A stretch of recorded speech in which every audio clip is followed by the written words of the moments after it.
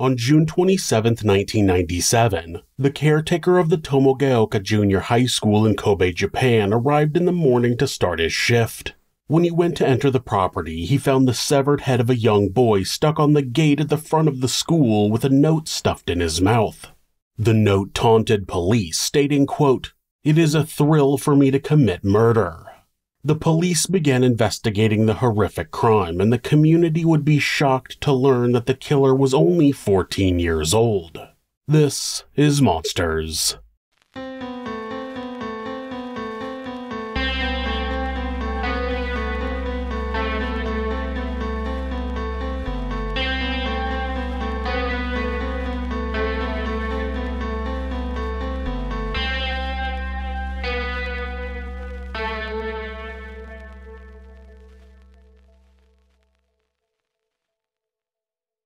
The boy responsible was born on July 7, 1982 in Kobe, Japan, and lived with his parents, 2 brothers, and his grandmother.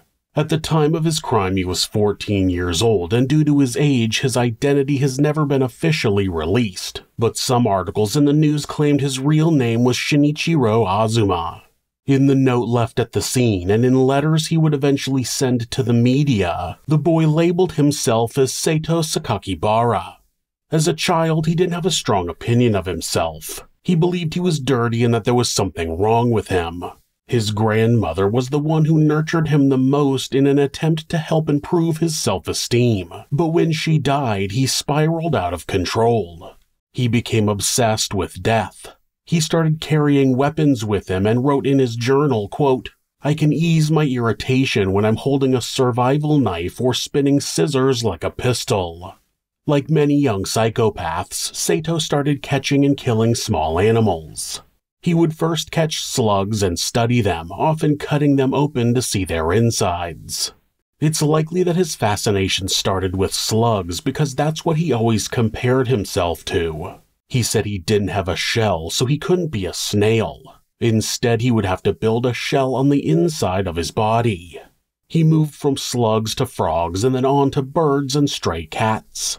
That led to an epidemic of more mutilated animals being discovered in the area as his obsession with death grew stronger. Eventually, his feelings about death became sexual, and Seito would pleasure himself after killing and even pleasured himself at the sight of his grandmother's grave. Though he continued his deviant behavior, it made him feel even more shameful about himself and his own disgusting actions. As Seito hit middle school, he said he started becoming bored of killing small animals and started fantasizing about how it would feel to murder a human being. On February 10, 1997, Seito saw 2 young girls walking to school and attacked them with a hammer. They both survived, but it was reported that one of them suffered serious injuries. They would later describe the attacker as wearing a school uniform and carrying a book bag. From there, people believed that the attacker was a teenager. On March 16th, Seito was in a park when he saw 10-year-old Ayaka Yamashita sitting alone, and he asked her if there was a place he could wash his hands. She accompanied him to a nearby school, and after washing his hands, he attacked her from behind as she was looking the other way. He struck her on the head with the hammer and fled. She was discovered soon after and rushed to the hospital. That same day, Seito used a knife to slash a young girl across the stomach, but the girl would end up surviving the attack. That night, in his journal, he wrote, quote, "I carried out sacred experiments today to confirm how fragile human beings are. I brought the hammer down when the girl turned to face me. I think I hit her a few times, but I was too excited to remember." 12 days later, Ayaka died, and after he heard the news, he wrote, quote, "This morning my mom told me, poor girl, the girl who was attacked seems to have died. There is no sign of my being caught." Then he thanked a made-up god he had created and asked the god to continue to watch over him. On May 27th, a severed head was discovered on the gate of the Tomogaoka Junior High School. It was found early by the school caretaker, fortunately before the children arrived that day. It was determined that the head belonged to 10-year-old Jun Hase and had been removed somewhere else with a knife or a saw. The eyes were missing from the sockets and there were X-shaped cut marks carved into them. 2 days prior, Jun left his house on his way to his grandfather's house when he ran into Seito. Seito was friends with his older brother, so he felt comfortable around the teenager. Seito told Jun that he had seen a giant purple turtle and lured him to a secluded area where he strangled and dismembered him. Seito hid the body near a water tank on a hill in an area called Tank Mountain while he went to his grandfather's house and retrieved a handsaw. He used that to remove Jun's head and left the body near the water tank. Then he took the head home and carried out what he described as acts worse than murder. You'll have to use your imagination on that one, as he didn't clarify what he actually meant. The following day, Jun was reported missing. Police were told that the boy had never arrived at his grandfather's house and also hadn't returned back home. His head was found at the school the next morning. The note in his mouth, written in red ink, read, quote, "This is the beginning of the game. Try to stop me if you can, you stupid police. I desperately want to see people die. It is a thrill for me to commit murder. A bloody judgment is needed for my years of great bitterness." There were also some English words misspelled, reading "Shul Killer." It's believed that Seito likely intended it to say "School Killer." Investigators said that the case reminded them of the Zodiac Killer, and it's believed that Seito was fascinated with that American case. On June 6th, a local newspaper received a letter from Seito where he claimed responsibility for the murder of Jun. The letter was 3 pages long, and he explained that his name was Seito Sakakibara by combining the kanji characters for alcohol, devil, rose, saint, and fight. He also included a little drawing that was similar to the symbol used by the Zodiac Killer. Part of the letter read, quote, "Now is the beginning of the game. I am putting my life at stake for the sake of this game. If I'm caught, I'll probably be hanged. Police should be angrier and more tenacious in pursuing me. It's only when I kill that I am liberated from the constant hatred that I suffer and that I'm able to attain peace. It's only when I give pain to people that I can ease my own pain." When the news reported about the letter, they pronounced his name as Onibara, which led Seito to send another letter saying, quote, "From now on, if you misread my name or spoil my mood, I will kill 3 vegetables a week. If you think I can only kill children, you are greatly mistaken."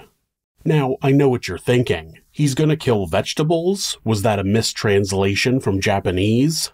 No, apparently Seito's parents would encourage him when he played sports by saying, quote, "If you are nervous at your athletic meet, picture the people around you as vegetables."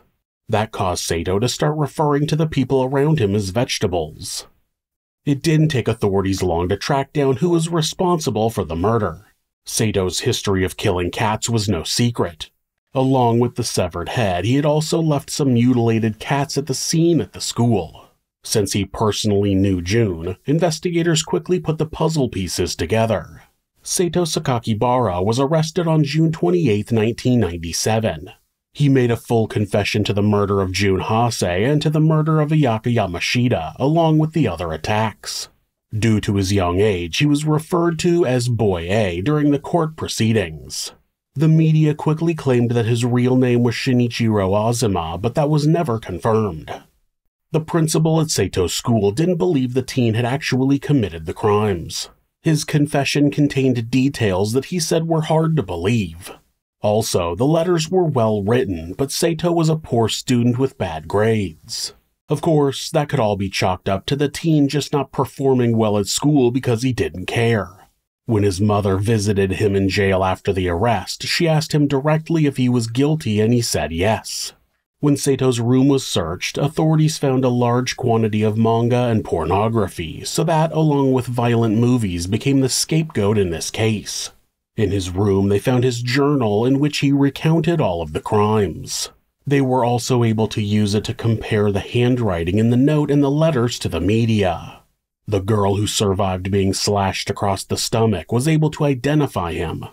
Seito would also end up taking the police to Jun's remains, so if there was any questions about his guilt, it was pretty much erased by that point. It was also revealed that his mother had been told by a social worker when Seito was younger that he was unstable, but she ignored the warning. She actually became more strict with him, demanding he excelled at school when he was first enrolled at the age of 6. She knew about his abuse of animals, but chose to look the other way. At the time of the crime, the age of criminal responsibility in Japan was 16 years old. That meant that a juvenile under that age would not be held responsible for a crime. Because of that, Seito was sent to a juvenile reform center instead of receiving a death sentence, like he would have if he had been at least 16 years old. Due to the heinousness of this crime, that age was lowered to 14 in 2000. It has since been debated that the age needs to be lowered further since, in 2004, 12-year-old Satomi Matare was slashed to death with a box cutter in an empty classroom by an 11-year-old classmate only known as Girl A. Due to the severity of that crime, her age was overlooked and she was sent to a reform school for 4 years. She was released in 2008. In 2007, amendments made to the Juvenile Act permitted family courts to commit children as young as 11 to juvenile training schools. In 1997, Seito was sent to a youth reform center in western Tokyo, where he received mental health treatment and counseling. After a few years, he was sent to a standard youth program, but it was ultimately determined that he wasn't ready for that and was sent back to the psychiatric facility soon after. In March of 2003, the parole board agreed to release him. The parole board stated that they believed that he had been rehabilitated to a desirable level and that they believed he could be returned to society. The chairman of the parole board said, quote, "The board has interviewed the man on various occasions and closely examined his correctional state. We came to conclude that the psychiatric care and the correctional education at the reformatories have obtained good results." Upon his release, he was provided a location to live and instructions on how to operate his daily life. That location was kept secret for his own protection.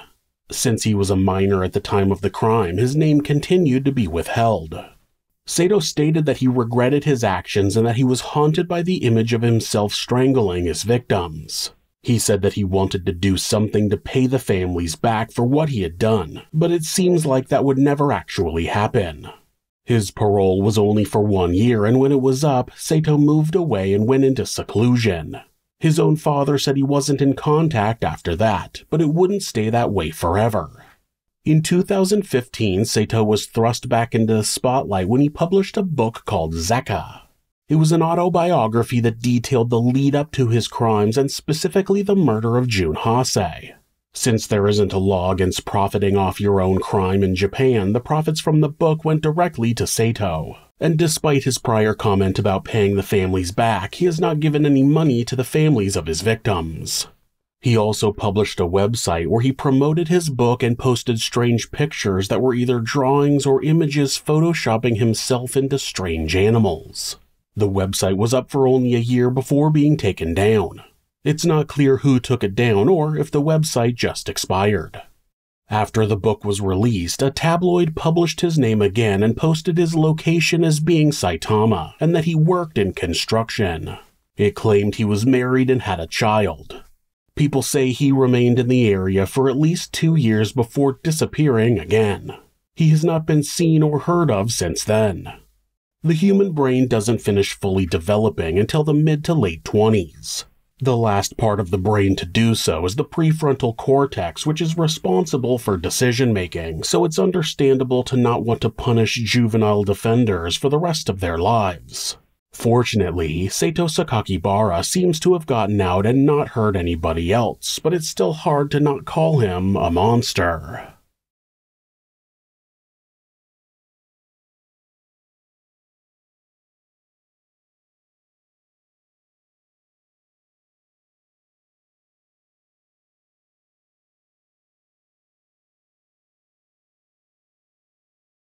If you're a fan of true crime, hit subscribe and turn on notifications so you don't miss an episode. You can also hit like or leave us a comment. You can check out our other show, Somewhere Sinister, on YouTube or anywhere that you listen to podcasts. If you'd like to support the show, check out our merchandise at thisismonsters.com. The link is in the description. Thanks again, and be safe.